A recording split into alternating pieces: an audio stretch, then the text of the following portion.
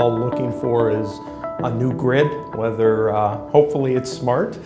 We all expect it to be smart, but I think the evolution and what this conference has done to recognize that there are multiple players involved that are going to make this a success, that's probably been the best part that I've seen.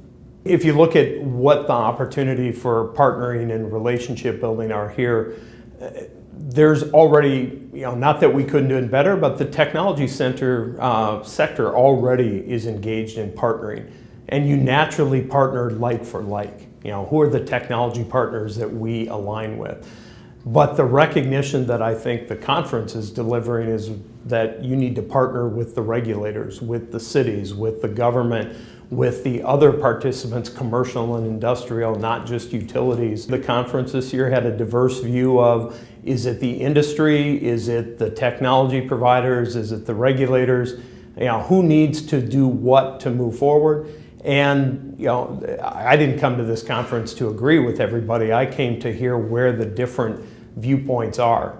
And if nothing else, it should give those that are thoughtfully working at and investing in a smart grid the opportunity to consider all the dynamics, because there isn't one answer at the end of the day. This conference, from empowering customers and cities, brings a new component as cities have become more and more in the last even 12 months. You can see the participation of cities beyond the norm as it relates to smart grid, as it relates to sustainability, to the reliability and fundamentally the societal impact that's necessary. Cities are taking a bigger and more aggressive position, and that's great. I think it's not, as I said, it's not just an industry play, it's not just technology, it's not just regulator, but that integration of what is fundamentally the grid consumer from the city's perspective creates a unique opportunity at this conference compared to some of the others. My colleague from Hawaii, Mike, was asked,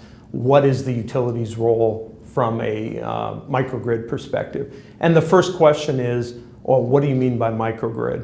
And I think that's been the example across the board over the last decade, is everybody views this monstrous, biggest machine in the world from a different perspective, and this is one of the leading opportunities to drive more awareness, consistency, and understanding of not only the problems we're trying to solve, but the technologies and solutions that we're making available to solve them. The takeaway is seeing some of the more industrial participation in the smart grid. I mean, you get the cities, but the consumers or customers have traditionally looked at it as the utilities and the utilities customers. Now you're starting to see the industrial starting to say, hey, we are not only a strong participant in the model, but we've got needs as well. So that expansion and recognition is probably one takeaway.